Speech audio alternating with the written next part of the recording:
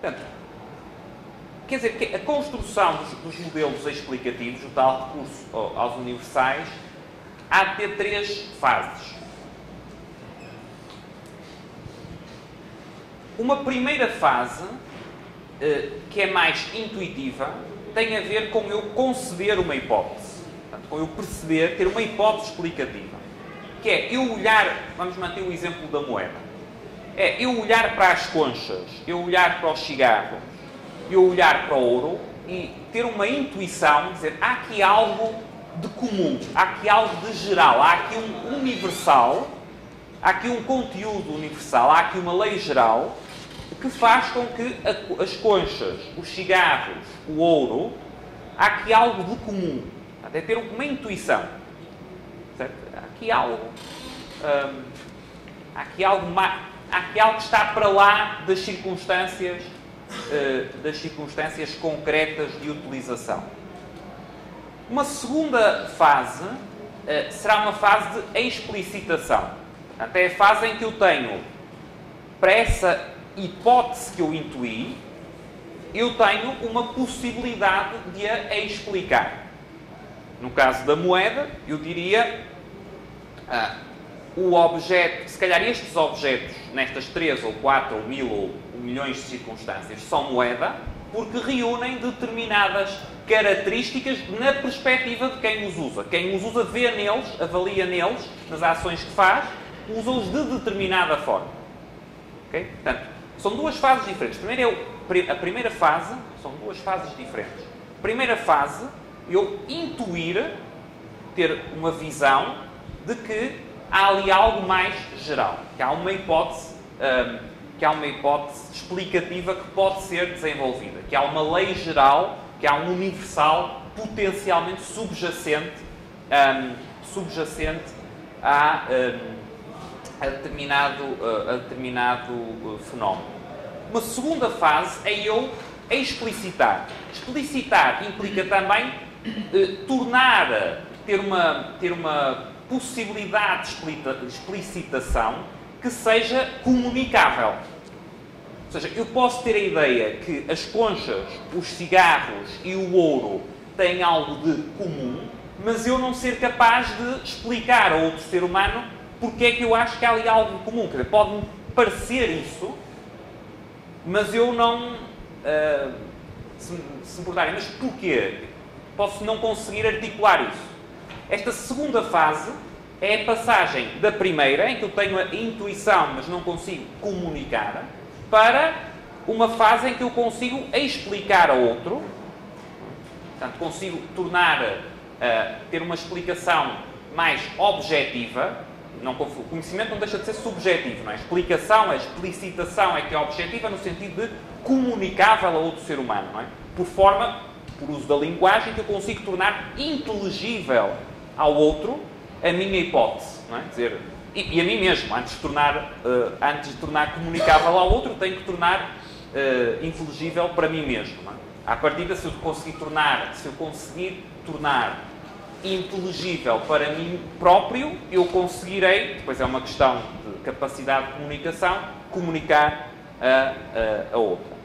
E uma terceira fase, que é o que podemos chamar uma fase de aplicações práticas e técnicas, portanto, que se relacionaria com o que vimos na primeira sessão, a parte do poiesis e do técnico, ou seja, que é de passar, tirar deste modelo implicações, como disse, nunca serão implicações na base de eventos singulares, mas serão implicações em termos de classes de eventos, sobre o que é que essa teoria monetária implica. Portanto, será eu, a partir do momento, intuí a hipótese, explicitei a teoria, agora essa teoria há de dar determinadas indicações em termos de tendência sobre, por exemplo, em que circunstâncias é que vai haver inflação e em que circunstâncias é que não vai haver inflação. Em que circunstâncias é que os preços vão evoluir de determinada forma ou não vão evoluir de determinada forma.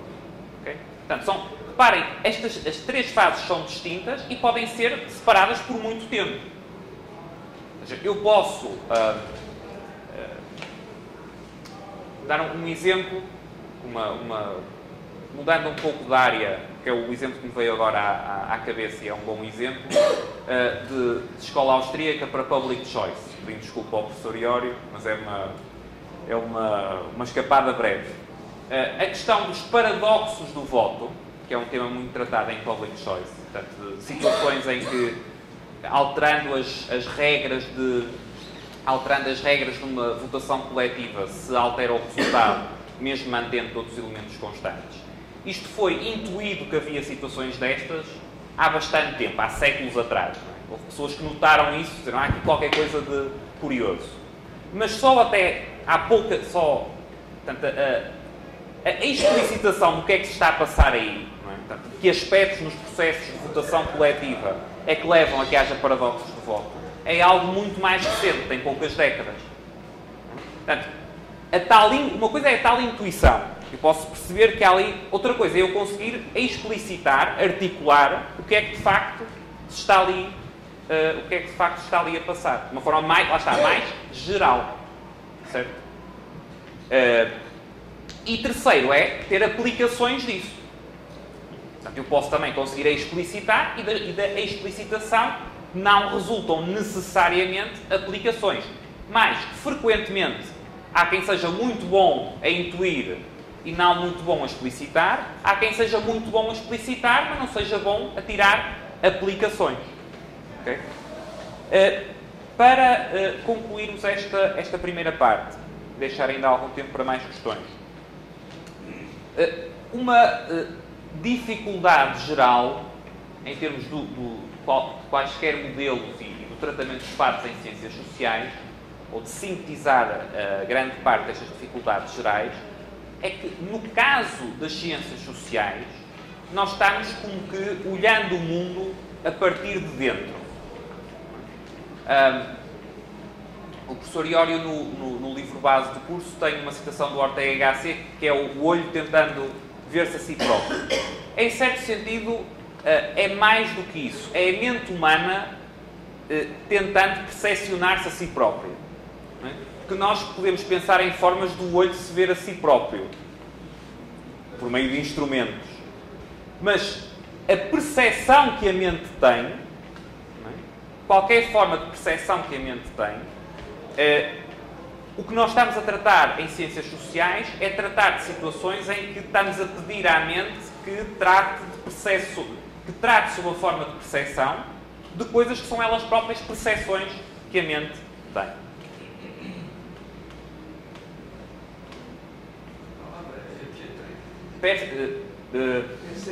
Percepção. Ok, muito bem, é isso mesmo. Já tenho um bónus no trabalho final. Percepção. Portanto, esta questão, olhando o mundo a partir de dentro, não é? O tal olho humano se olhando a si próprio, quer dizer, mais ainda do que isto, quer dizer, esta ideia, mas mais ainda do que isto, o que estamos de facto a falar em ciências sociais é que nós temos que ter os tais modelos que fazemos, implicam ter percepções, certo? Sobre factos de base que são eles próprios percepções da mente humana. Certo? Portanto, daí, se querem resumir o problema que estivemos a ver. Ok, temos ainda alguns minutos para questões sobre esta primeira parte. Bom, eu acabei de ler o What Has the Government Done with Our Money, tem um mês que eu li. O Hoffman, ele enfatizava muito os aspectos físicos do ouro, por exemplo, da prata, e as diversas características deles para que eles viessem a ser moeda. Você me voltou um pouco, dizendo, não, tem a ver com a percepção das pessoas. De fato, claro. Mas você não subestimou um pouco o papel do físico das coisas? Tudo bem, eu sei que a Novalgina é remédio se eu tomar até não sei quantas gotas. Se eu tomar mais de não sei quantas mil gotas, eu posso morrer. Mas a Novalgina tem que surtir algum efeito sobre a dor de cabeça ou sobre a febre, senão a minha percepção é irrelevante. Eu posso tomar 3.000 litros de Novalgina e não acontece nada se ela for inerte. Assim, tem que ter uma base física para isso que você falou, ou não?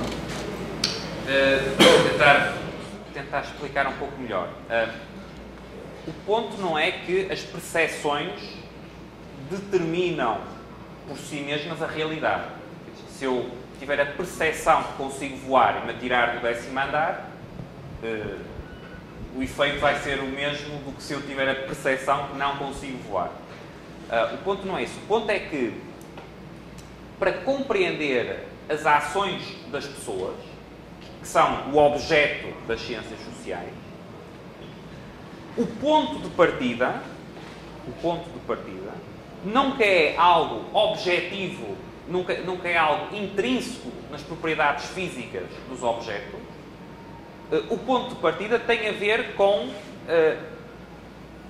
como é que as pessoas avaliam subjetivamente determinado bem. Para ir à questão do ouro e do Rothbard. O ouro talvez tenha condições ótimas para, na esmagadora maioria dos contextos, assumir o papel de moeda. Talvez tenha. Até concordo em larga medida com isso. Agora, o que estes pontos chamam a atenção é que ele só será moeda se as pessoas o reconhecerem nesse contexto como moeda. Ele não será moeda independentemente de as pessoas o aceitarem, por exemplo, como meio de troca. Talvez as pessoas possam estar num contexto em que não aceitem, possam estar brutalmente equivocadas. Talvez venham a ter consequências calamitosas disso. Certo? Mas, do ponto de vista do que é moeda, o que define ser moeda é ser utilizado pelas pessoas como moeda. Se não for isso, qualquer conceito de moeda perde significado, porque aí você diz, eu acho que o ouro, mesmo que num contexto ninguém reconheça como moeda, ninguém utilize como moeda, é moeda, eu posso dizer, não, eu acho que o cobre é que tem características para ser sempre moeda. Okay? Se o ouro, ou na medida em que o ouro tenha de facto essas características, então aí você há de observar que mesmo em situações em que, por exemplo, ele não tem curso legal, ainda assim o preço evolui de determinada forma, é-lhe atribuído determinados usos, etc, etc, etc. Agora, lá está. Como é que você vai ver isso? Não pelas características físicas, mas pelos usos que lhe é dado. Você vai dizer, ok, estou-me recordando agora de uma intervenção do Ron Paul com o Ben Bernanke, em que ele perguntava se gold is money. Do you think gold is money? Portanto, o Ron Paul ao Ben Bernanke. E o Ben Bernanke respondia que não. E a resposta do Ron Paul foi, salvo erro, then why do central banks hold gold? Não é? Ou seja, o argumento dado não foi then why is gold durable? Não é? Isso não faria sentido. O argumento dado é, então porquê que vocês mesmos fazem esta utilização do ouro? Não é? Porquê é que vocês mesmos têm essa percepção subjetiva de que o ouro, no caso, é reserva de valor e é, em última instância, meio de troca? Ok? Portanto, independentemente do que ache para uma determinada característica vai cumprir ou não essas funções, a explicação e a argumentação é sempre feita, em última instância, em função do uso e não das características das características físicas do objeto.